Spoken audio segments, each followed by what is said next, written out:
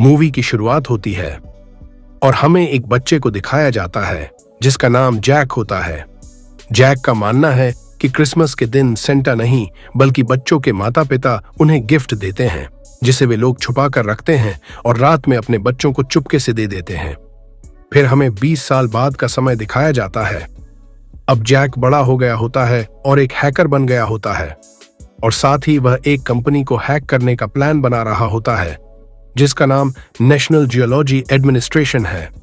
Jack बड़ी आसानी से कंपनी के एक लड़की का एक्सेस कार्ड चुराकर कंपनी में घुस जाता है और उसमें बग फिक्स कर देता है जिससे वह बड़ी आसानी से उसे हैक कर लेता है। इसके बाद हमें सेंटा को दिखाया जाता है जिसका नाम निक होता है और उसके बॉडीगार्ड का नाम कैल होता है। वह दोनों एक मॉल में बच्चों को गिफ्ट दे रहे होते हैं। गिफ्ट देने के बाद वह अपने रेंडियर के पास पहुंचते हैं तो हमें पता चलता है कि निक एक सच में सेंटा क्लॉज है। सेंटा क्लॉज अपने रेंडियर को लेकर नॉर्थ पोल में चला जाता है जहां उसका घर होता है। फिर हमें नेक्स्ट डे को दिखाया जाता है। कैल एक लेटर लेकर सेंटा के पास जाता है और उनको एक लेटर देकर कहता है कि अब मैं यह काम छोड़ रहा हूं क्योंकि बच्चों को सेंटा पर विश्वास नहीं होता और बच्चे सेंटा को मजाक समझते हैं, इसीलिए मैं इस काम को छोड़ना चाहता हूं। मतलब यह कैल का सेंटा के साथ लास्ट क्रिसमस होता है। सेंटा उसे समझाते हैं कि यह सब हम बच्चों के लिए कर रहे हैं, भले ही कोई हम पर विश्वास करें या ना करें। वहीं हम दूसरी तरफ देखते हैं कि जैक सेंटा क्लॉज की लोकेशन ट्रैक कर लेता है पर उसे नहीं पता होता है कि यह सेंटा की लोकेशन होती है। जैक लोकेशन एक आदमी को भेज देता है जिसके कुछ दिन बाद कुछ लोग सेंटा के घर में घुस जाते हैं और उन्हें किडनैप कर लेते हैं जिन्हें कैल भी नहीं रोक पाता है। इसी के साथ हमें दिखाया जाता है कि सेंटा की एक टीम होती है जो सेंटा को ट्रैक करने में लग जाती है। ट्रैक करते समय उन्हें जैक की इंफॉर्मेशन मिलती है जिसने नॉर्थ पोल की लोकेशन को ट्रैक किया था, इसलिए वे लोग जैक को किडनैप कर अपने हेडक्वार्टर पर लाते हैं और उससे पूछताछ करने लगते हैं। पर वह सेंटा क्लॉज के किडनैप का विश्वास नहीं करता है, लेकिन जब वह कैल और उसके दोस्त को देखता है तो उसे विश्वास हो जाता है, लेकिन वह फिर भी उसे कुछ नहीं बताता है। लेकिन जब कैल की दोस्त नाजिया उसे धमकाने और डराने लगती है तो वह बताता है कि जिसके लिए उसने लोकेशन ट्रैक की थी वह उन्हें नहीं जानता, वे लोग उसे ऑनलाइन कांटेक्ट किए थे। फिर वह बताता है कि उसने उन्हें इंफॉर्मेशन ट्रांसफर किया था तो उसने उसमें एक वीपीएन डाल दिया था जिससे वह उन लोगों की लोकेशन ट्रैक कर सके। इसी के साथ जैक के अंदर भी एक ट्रैकर लगा दिया जाता है ताकि वह भाग ना सके। नेक्स्ट सीन में हमें सेंटा क्लॉज को दिखाया जाता है जिन्हें ग्रीला नाम की एक बीच ने कैद करके रखा होता है। वह सेंटा क्लॉज की शक्तियों को लेकर दुनिया को नष्ट करके एक नई दुनिया बनाना चाहती थी। दूसरी तरफ जैक और कैल एक टॉय शॉप में जाते हैं और वहां से बहुत से टॉय लेते हैं और बाहर चले आते हैं। कैल एक टॉय कार को नीचे रखता है और उसे अपनी शक्ति से बड़ा कर देता है जिसमें बैठकर वे लोग जैक द्वारा बताए गए लोकेशन पर पहुंच जाते हैं। लेकिन जब वह उस आदमी से बात करने जाते हैं तो उस आदमी के बॉडीगार्ड उन पर हमला कर देते हैं, पर कैल उन्हें मार मार कर बेहोश कर देता है। फिर वे लोग उस आदमी के पास जाते हैं तो वह आदमी बताता है कि उसने वह इंफॉर्मेशन अपने लिए नहीं बल्कि किसी और के लिए लिया था जिसका नाम वह नहीं ले सकता, नहीं तो उसे पता चल जाएगा। तब कैल उसे उसका नाम जमीन पर लिखने को कहता है। जब वह आदमी नाम लिख देता है तो जैक उसे पढ़ देता है जिससे ग्रीला को उनके बारे में पता चल जाता है और वह अपनी शक्ति से उस आदमी के अंदर आ जाती है और उसी समय कैल उसे लाइव टेलीकास्ट कर देता है जिससे उसकी टीम कुछ इंफॉर्मेशन कलेक्ट कर लेती है। तभी ग्रीला उन्हें मारने के लिए स्नोमैन भेज देती है, लेकिन कैल और जैक मिलकर उन्हें आसानी से हरा देते हैं।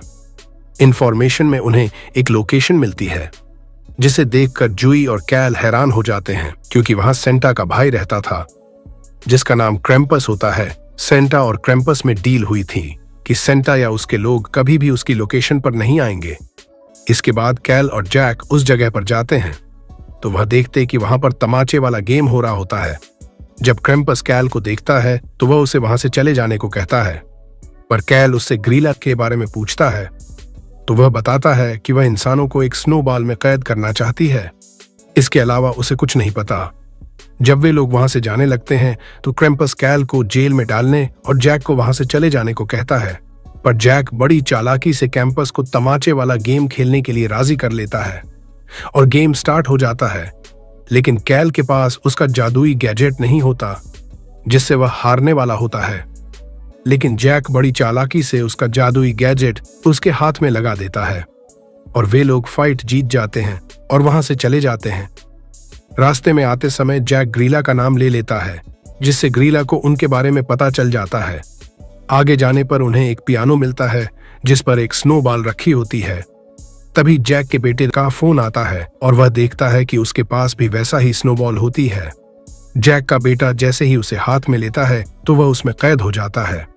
अपने बेटे को बचाने के लिए जैक भी स्नोबॉल को अपने हाथ में ले लेता है और वह भी उसमें कैद हो जाता है और वह दोनों ग्रीला के पास पहुंच जाते हैं। यह सब होने के बाद कैल जूई को कॉल करता है और जैक के अंदर लगे ट्रैकर से उसको ट्रैक करने को कहता है। ट्रैकर से पता चलता है कि ग्रीला कहीं और नहीं बल्कि सेंटा क्लॉज के घर में ही कहीं छुपी है।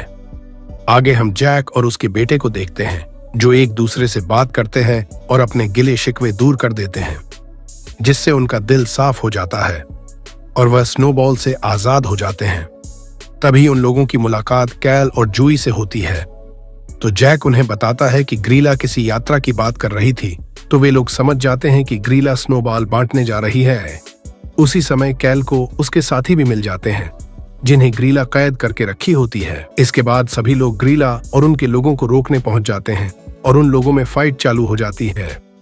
कैल और जैक ग्रीला से फाइट करने पहुंच जाते हैं, लेकिन वह उन लोगों को नीचे फेंक देती है। लेकिन जैक चैन पकड़कर लटक जाता है और रेंडियर के चैन को खोल देता है, जिससे ग्रीला नीचे गिर जाती है और हिरन उड़ जाते हैं।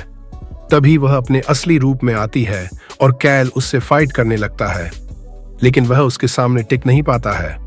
तभी सेंटा का भाई वहां आ जाता है, लेकिन वह भी ग्रीला का सामना नहीं कर पाता।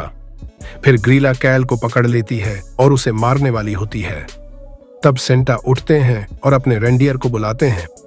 रेंडियर तेजी से ग्रीला की तरफ आते हैं और उसे मारकर स्नोबॉल में गिरा देते हैं, जिससे ग्रीला स्नोबॉल में कैद हो जाती है।